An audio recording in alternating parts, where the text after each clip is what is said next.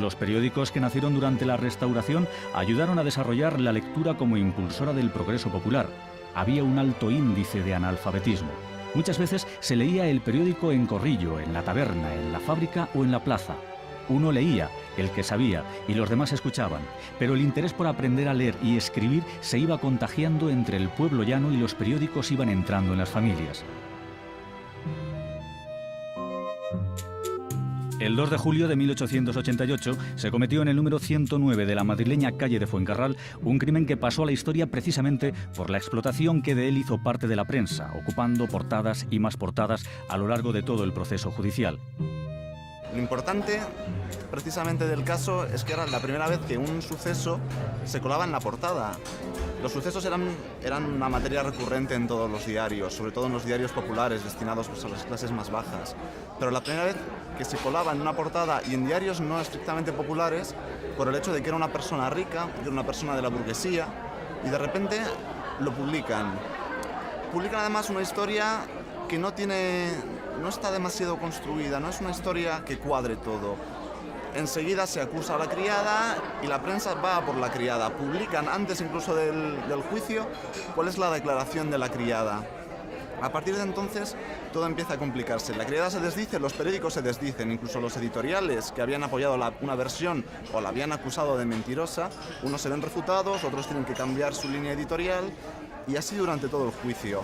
Al final no creo que se tenga que acusar a la prensa de que creó ese hervidero que fue el juicio, sino que sirvió de amplificador a un hecho que ya era.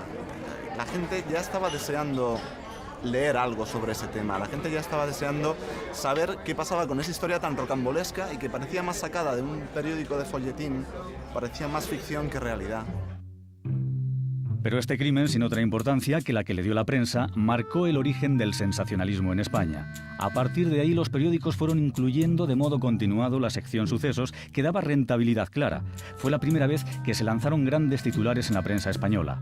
El Liberal fue el primer periódico que lanzó el tema en primera plana y destacó por entrar al juego sucio con claridad. Pero pronto se sumaron otros muchos para no dejar escapar el tirón comercial. Se justificaba el exceso alegando que era de interés público. Bueno, creo que sensacionalista fue sin duda. Si tomamos además el sensacionalismo como las ganas que tenía el periódico de atraer lectores ofreciendo algo que iba directo a las sensaciones del propio lector. Un crimen, algo truculento, atraía la atención de gente que, aunque no tuviera un nivel cultural muy alto, el asesinato ya lo conocía. Mucho más fácil atraer a un lector con ese tipo de temática que con una sesión de cortes, con política, con economía. Sí fue sensacionalismo. Amarillismo, para mí rotundamente no. El amarillismo es posterior. El amarillismo está muy concentrado en un momento y un lugar que es 1895-98 y Estados Unidos. Esta degeneración del periodismo informativo no era única en España. El origen de este periodismo amarillo estaba ya desarrollado en Inglaterra primero y trasladado después a Estados Unidos. Recordemos al gran magnate de la prensa, William Randolph Hearst, que utilizó la poderosa técnica del amarillismo en sus periódicos como arma política con la que confeccionar el clima que le interesaba en cada momento y así vender más ejemplares. Hearst, cuando no había una noticia, la creaba. Cuando parecía que algo no era lo suficientemente interesante, conseguía que eso fuera interesante, aunque fuera pagando. La famosa frase que le dice que se intercambian entre el corresponsal que hay en Cuba y Hearst es cierta. Le dice el corresponsal: La Habana tranquila, aquí no hay nada, quiero volverme. Y Hearst le responde: tú quédate, tú pones las noticias que yo pongo la guerra. Aunque es quizá exagerada, desde luego, promovió muchísimo la guerra.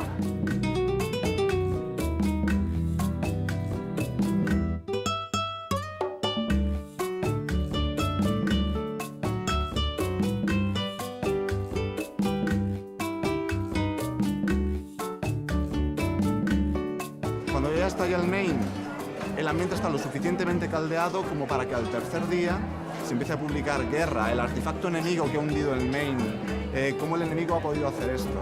Y a partir de ahí publicar una serie de atrocidades de los españoles que pudieron o no cometer, pero desde luego bien sazonadas, en un momento justo como para que al final el propio presidente McKinley declarara la guerra a España.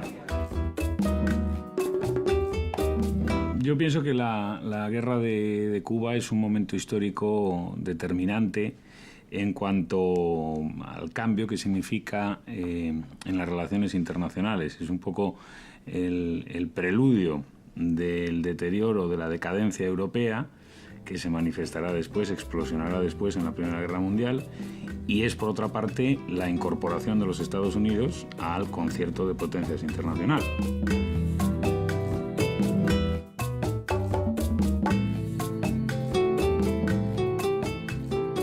Salvo excepciones, la mayoría de la prensa española alentaba las esperanzas de triunfo, menospreciando la fuerza de Estados Unidos y apelando al patriotismo del pueblo y de los gobiernos.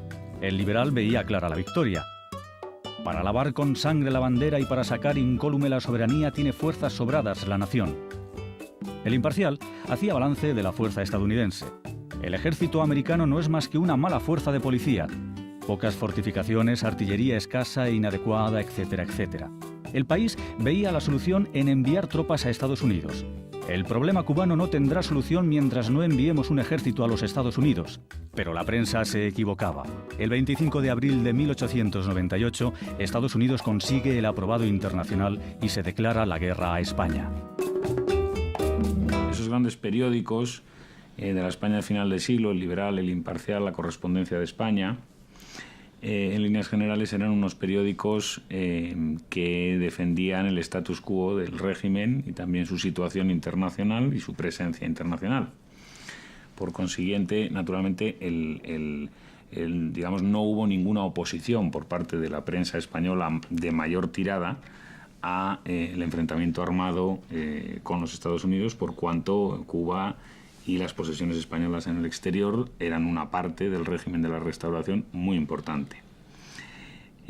Por otro lado, la prensa española, de alguna manera, propagó, también con un sentido de propaganda política muy claro, la idea de que España mantenía una superioridad tecnológica, cultural y política, en resumidas cuentas, de poder, con respecto a los Estados Unidos.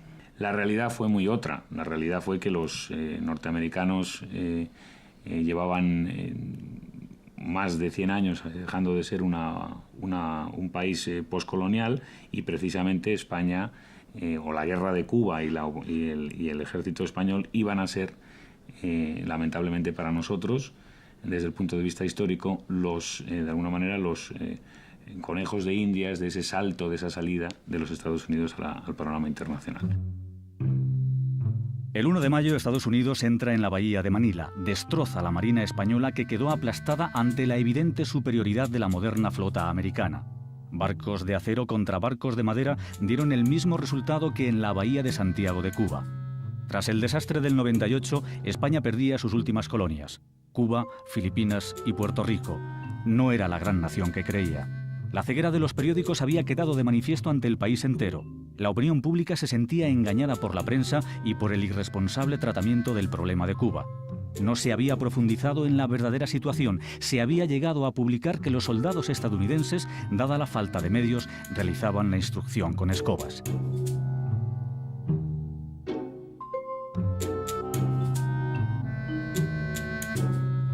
Yo creo que efectivamente la labor de la prensa fue una labor equivocada, pero una labor, por otra parte, en concordancia con la propia equivocación que tenía el régimen de la Restauración y la sociedad española de sí misma. Es decir, una sociedad que pretendía, con un régimen de alternancia en el poder no representativo, con un régimen económicamente inoperante, con un régimen culturalmente, o que fomentaba culturalmente, pues algunos planteamientos totalmente contrarios a la evolución, ¿no?, de la modernidad y europea, etcétera. Yo pienso que no es responsabilidad de la prensa ese sentimiento de la opinión pública, sino más bien que la propia sociedad no fue consciente del país en el que vivíamos en ese momento.